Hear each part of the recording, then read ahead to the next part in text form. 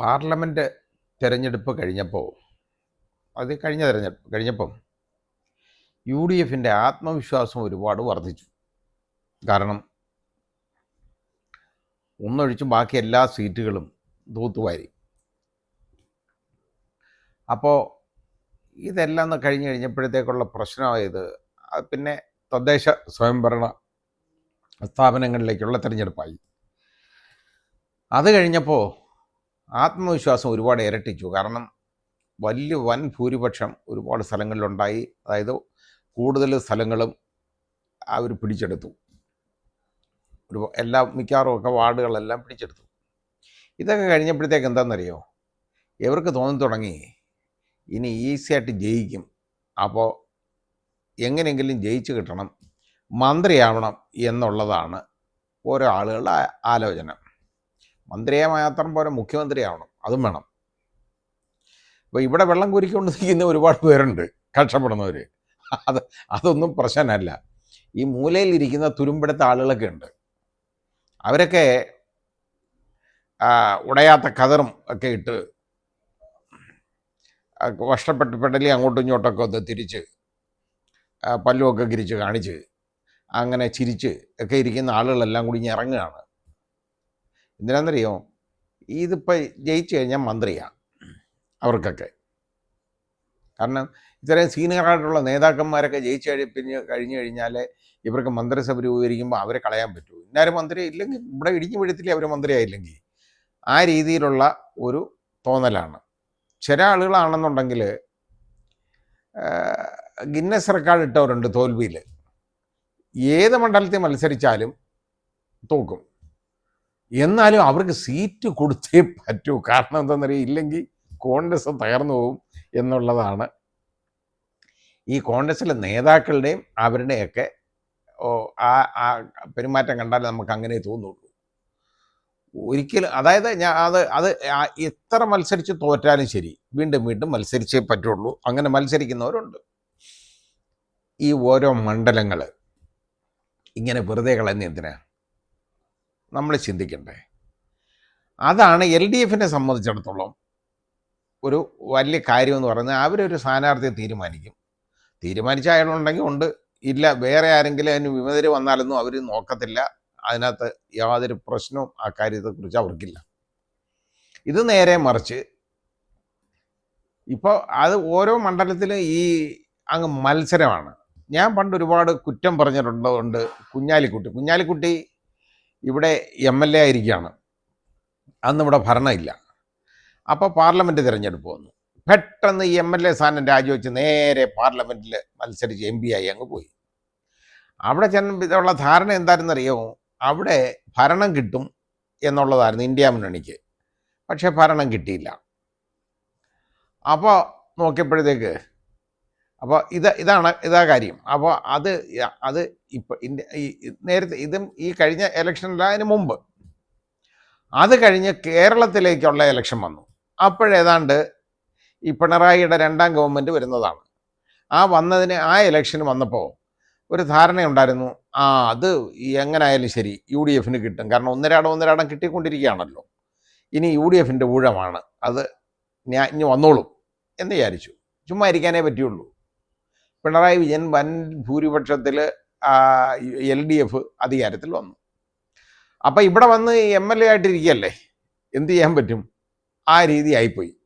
അപ്പോൾ MLA ആയിരുന്ന ആൾ MP ആയിരുന്ന ആൾ വീണ്ടും ആ MP സ്ഥാനം രാജിവെച്ചിട്ട് ഇവിടെ മത്സരിച്ചു. നമ്മളൊന്ന് ചിന്തിക്കേണ്ടത്, ഒരു ഇലക്ഷൻ ഒരാളെ തിരഞ്ഞെടുക്കുന്നതിന് എത്ര കോടി രൂപ ചിലവ് വരും എന്നറിയാമോ ഗവൺമെൻറ്റിന്?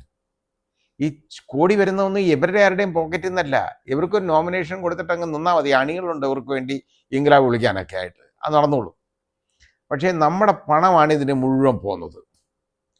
അപ്പോൾ ഇപ്പോൾ ഈ 19 MP മാരുണ്ടല്ലോ കോൺഗ്രസ്സിന്, അതായത് UDFന്, ഇപ്പം അതിൽ കുറേ പേർക്ക് അങ്ങ് മോഹം. കാരണം ഇപ്പം MP ആയിട്ട് അവിടെ ചെന്നിരുന്ന് കഴിഞ്ഞാൽ അവിടെ നിന്ന് ബഹളം ഉണ്ടാക്കുക, ബന്ധപ്പാട് അറിയുക, വെളിയിലിരുന്ന് ഇംഗ്ലാവ് വിളിക്കുക, ആ പരിപാടികളൊക്കെയാണ് ഉള്ളത്.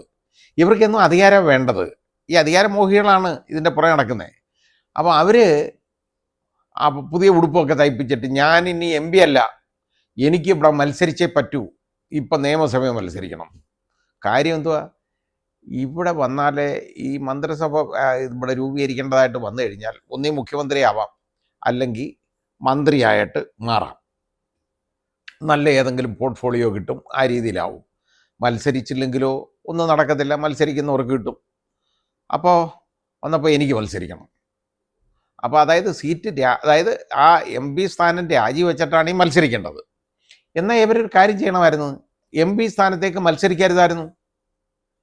കാരണം ഇവിടെ MP സ്ഥാനം എന്ന് പറഞ്ഞാൽ അന്ന് ഇവർ MLA ഒന്നുമല്ല, അവർക്ക് മത്സരിക്കണം, അവർക്ക് ഇതിനകത്ത് ജയിച്ചു പോകണം, നോക്കുമ്പോൾ കൊള്ളാം.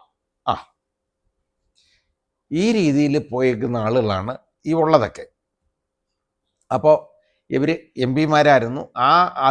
ആ സ്ഥാനം നിലനിർത്തുക എന്ന് പറഞ്ഞാൽ ഒരു MP ആയിരിക്കുക എന്ന് പറഞ്ഞാൽ മോശമായ കാര്യമൊന്നുമല്ല. പക്ഷേ ഇവരെ സംബന്ധിച്ചിടത്തോളം ഇവർക്ക് നമ്മളെ അങ്ങ് സേവിച്ച് മതിയായിട്ടില്ല. അതാണ് ഈ കഷ്ടം. സേവിച്ച് മതിയാവുന്ന പ്രശ്നമേ ഇല്ല. അതാണ് അതിനകത്ത് പ്രശ്നം വരുന്നത്. എന്ത് ചെയ്യാനൊക്കും? ഇവർക്ക് സേവിച്ച് മതിയായില്ല നമ്മളെ. അതായത് ഓരോ ആളുകൾ ഞങ്ങളുടെ ഹൃദയരക്തമാണ് എന്ന് ശ്രീ K. സുധാകരൻ പറയുന്നത് കേട്ടോ. ഇതിലേക്ക് എന്ത് ന്യായമുള്ളത്? അതായത് മുഖ്യമന്ത്രി സ്ഥാനത്തേക്ക് ഉടുപ്പിട്ടുകൊണ്ടിരിക്കുന്ന ആളുകൾ ഇവിടെ തന്നെ ഉണ്ട്, ഇഷ്ടംമാതിരി ഉണ്ട്. ഇനി അഥവാ അവരെ ആരും വന്നില്ല, അവർക്ക് ആർക്കും മുഖ്യമന്ത്രി സ്ഥാനം വേണ്ടെന്ന് പറഞ്ഞാൽ ഹൈക്കമാൻഡ് തീരുമാനിക്കും. അത് ശ്രീ K. സുധാകരൻ മുഖ്യമന്ത്രി ആവട്ടെ തീരുമാനിച്ചു കഴിഞ്ഞാൽ അനങ്ങാതിഞ്ഞ് പോരാൻ ഒരു പ്രശ്നമില്ല. അന്ന് രാജി കൊടുത്താൽ മതിയല്ലോ. മുഖ്യമന്ത്രിയെ കഴിഞ്ഞിട്ട് ഇവിടെ ഇലക്ഷന് എവിടെയെങ്കിലും ഒരു സീറ്റ് ഉണ്ടാക്കി മത്സരിച്ച് അവിടെ ജയിച്ചു വരട്ടെ. അതിന് പകരം ഇപ്പോൾ ഒരു ജയസാധ്യതയുള്ള സമയത്ത് കയറി ഇതിനെ തുരങ്കം വെച്ച് നശിപ്പിക്കാനുള്ള ഒരുക്കത്തിലാണ് ഇവരൊക്കെ. എന്തു ചെയ്യാൻ പറ്റും? ഈ അതായത് ഇതിൽ ഈ ഇംഗ്ലാ വിളിക്കുന്ന ഇപ്പം തന്നെ ഒരു കാര്യമില്ലാതെ ആശുപത്രി ജയിലിൽ കിടന്ന ചെറുപ്പക്കാരുണ്ടല്ലോ. ഇവരൊക്കെ കരിങ്കൊടി കാണിക്കാൻ പോയി, അവർ ചെടിച്ചട്ടി കൊണ്ട് അവർക്ക് തലയ്ക്ക് അടി കിട്ടുന്നു, അവരെ ഗൺമാന്മാർ എടുത്തിട്ട് അടിക്കുന്നു കേട്ടോ, പോലീസുകാരടിക്കുന്നു, അതുകൂടാതെ DYFIക്കാരടിക്കുന്നു, SFIക്കാരടിക്കുന്നു, CPMകാരടി. ഈ അടിയെല്ലാം കൊണ്ട് വാങ്ങിച്ചേക്കുന്ന പിള്ളേർ ഒരുപാട് പേരുണ്ട്, ചെറുപ്പക്കാർ.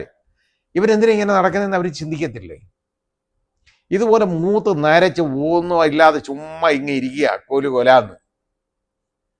ഒരു മനുഷ്യന് ഒരു ഉപയോഗവും ഇല്ലാതിരിക്കുക. പക്ഷേ അധികാരം അങ്ങോട്ട് കിട്ടാനുള്ള ഒരു ചെറിയ ഒരു സാധ്യത തെളിഞ്ഞു വരുന്നുണ്ടേ അങ്ങ് ഇടിയാണ്.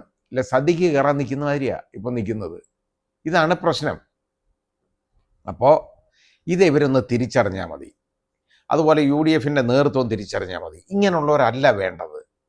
ഇപ്പോൾ ചെറുപ്പക്കാർ അവർക്ക് പ്രശ്നമില്ലെന്നുള്ളതല്ല. ഇപ്പോൾ രാഹുൽ മാങ്കൂട്ടത്തിൽ നല്ല രീതിയിൽ വന്നതാണ്, അയാളെ എല്ലാവർക്കും ഇഷ്ടവുമായിരുന്നു.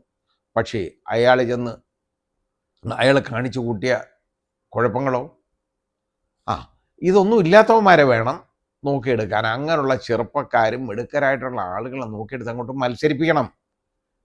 അതിന് പകരം ഇതേപോലെ ഈ കടൽക്കഴവന്മാരെയൊക്കെ കൊണ്ടുവന്ന് കയറ്റി നിർത്തി ഇത് നശിപ്പിക്കരുത്. അതാണ് ചെയ്യേണ്ടത്. ഒരു സാധ്യത ഇപ്പം ഉണ്ട്. ആ സാധ്യത യവന്മാരെല്ലാം കൂടി ഇല്ലാതാക്കും. ജനങ്ങളിത് കാണുന്നത് എന്താണെന്നറിയാമോ? കഴിഞ്ഞ തവണ പോലും ഈ ജനങ്ങൾ LDFനെ ജയിപ്പിച്ചത് ശ്രീ പിണറായി വിജയൻ്റെ മഹത്വം കൊണ്ടോ അവരോടുള്ള താല്പര്യം കൊണ്ടൊന്നും അല്ല, നിങ്ങളോടുള്ള വെറുപ്പ് കൊണ്ടാണ്. കാരണം തമ്മിൽ അടിച്ച് നശിപ്പിക്കാനുള്ള ഒരുക്കം നടത്തുന്ന നിങ്ങളെ ആര് നോക്കും? ഇത് തന്നെ ഇപ്പം പോലും മടുത്തിരിക്കുന്ന ജനങ്ങളുണ്ടല്ലോ. ഒരു പരുവം കഴിയുമ്പം വിചാരിക്കും, യവന്മാരെയൊക്കെ കയറ്റി വിട്ടാൽ എന്തോ ചെയ്യാനൊക്കും, യവനൊക്കെ കൈയിട്ട് വരാനായിട്ട് ഇങ്ങനെ നടക്കുകയാണ്, നോക്കി ബഹളം ഉണ്ടാക്കാനാണ് എന്ന് നോക്കത്തില്ലേ? അപ്പം അങ്ങനെ അത് ജനങ്ങൾ ചിന്തിക്കാൻ തുടങ്ങിയ ജനങ്ങളെ കുറ്റം പറയാൻ പറ്റുമോ? അതിന് അവർ വളരെ കാര്യമായിട്ടല്ലേ ജനങ്ങൾ ഇന്നത്തെ ജനം എന്ന് പറയുന്നത് അവരൊക്കെ ശ്രദ്ധിക്കുന്നവരാണ്. ആവശ്യമില്ലാതെ ഇതുപോലെ വഴക്കും വയ്യാവേലിയും ഉണ്ടാക്കി ജയസാധ്യത ഉണ്ടെങ്കിൽ അത് നശിപ്പിക്കുക എന്നുള്ളതാണ്. അത് എല്ലാ സീറ്റിലും ഒന്നും ജയിച്ചൊന്നും വരാനുള്ള ജയസാധ്യതയൊന്നുമില്ല. പക്ഷേ യഥാർത്ഥത്തിൽ UDFന് ഒരു സാധ്യതയുണ്ട് എന്നുള്ളതാണ് ഈ കഴിഞ്ഞ തദ്ദേശ സ്വയംഭരണ സ്ഥാപനങ്ങളുടെ തെരഞ്ഞെടുപ്പിൽ നിന്ന് കാണിക്കുന്നത്. അപ്പോൾ അതിനെ ഗെറ്റ് ഓവർ ചെയ്യാനാണ് നമ്മുടെ ബഹുമാന്യനായ മുഖ്യമന്ത്രി. ഇവരുടെ പൈസയൊന്നും പരസ്യം കൊടുക്കാനില്ല UDFൻ്റെ കയ്യിൽ. അതുകൊണ്ട് നമ്മുടെ ബഹുമാന്യനായ മുഖ്യമന്ത്രി ഓരോ ദിവസവും മറ്റേ യന്ത്രനുമായിട്ട് ഇറങ്ങല്ലേ, പേപ്പർ നോക്കാൻ വെക്കുന്നില്ല. യന്ത്രനെ ഇറങ്ങി യന്ത്രനാണ് ഇപ്പം നമ്മളെ നോക്കുന്നതെല്ലാം കേട്ടോ. നമ്മളെ അങ്ങ് വികസിപ്പിക്കുക രണ്ട് കൂട്ടര്, രണ്ടും മിടുക്കന്മാരാണ്. ഒരാൾ ഇങ്ങനെ തൊഴുതോണ്ട് ഇങ്ങനെ നിൽക്കുകയാണ്, അത് വലിയ പരസ്യമാണ്. ഹിന്ദുവിൻ്റെയൊക്കെ ഫ്രണ്ട് പേജിലാണ് ഇന്നും പരസ്യം വന്നേക്കുന്നത്.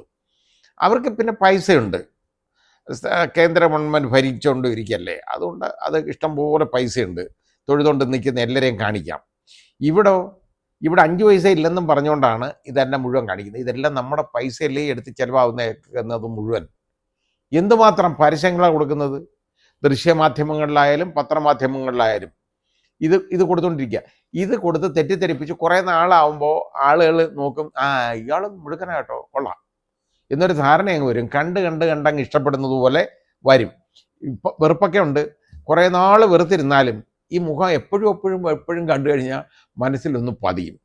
അങ്ങനെ പതിയാനുള്ള മാർഗം നിങ്ങൾ തന്നെ ഉണ്ടാക്കി കൊടുക്കുകയാണ്. കാരണം തമ്മിലടി എന്ന് പറഞ്ഞാൽ ഈ വല്ല കാര്യമുണ്ടോ? എം പി ആയിട്ടിരിക്കണം, നിങ്ങളാണ് ഇത് കൊണ്ടുവന്നതെന്നുള്ള ഒരു ധാരണ നിങ്ങൾക്ക് വേണം. അതിന് പകരം എല്ലാ എം പിമാരും ഉൾപ്പെടുത്തിയിട്ട് ഇങ്ങോട്ട് ഇറങ്ങുക മത്സരിക്കാൻ. അപ്പോൾ ഈ എം പിമാരായിട്ട് വേറെ ആരാ വേണ്ടത്? പിന്നെ അവിടെ അന്ന് ചെറുപ്പക്കാർക്ക് കൊടുക്കാതെ അത് പിടിച്ചു പറിച്ചെടുത്ത് ആ ഉടുപ്പിട്ട് എം പി ആയിപ്പോയി. അത് കഴിഞ്ഞപ്പം ഇവിടെ ഒരു ജയസാധ്യത ഉണ്ടെന്ന് മനസ്സിലാക്കി കഴിഞ്ഞപ്പം നേരെ ഇങ്ങോട്ട് വരണം. ഞങ്ങളില്ലെങ്കിൽ പിന്നെ വലിയ പ്രശ്നം, ഇവരില്ലെങ്കിൽ പിന്നെ ഇവിടെ മന്ത്രിമാരാവാൻ ആളിനെ കിട്ടത്തില്ല കേട്ടോ. ആ രീതിയാണ്. ഈ ഒരു തോന്നലാണ് ഇവർക്ക്, അഹങ്കാരമാണ്. ഈ അഹങ്കാരമുണ്ടല്ലോ, ഇത് താഴെ വെച്ചില്ലെങ്കിൽ അത് അന്ത്യമായിരിക്കും എന്നുള്ള ഒരു ധാരണ വേണം, ഇല്ലെങ്കിൽ അപകടമാണ്.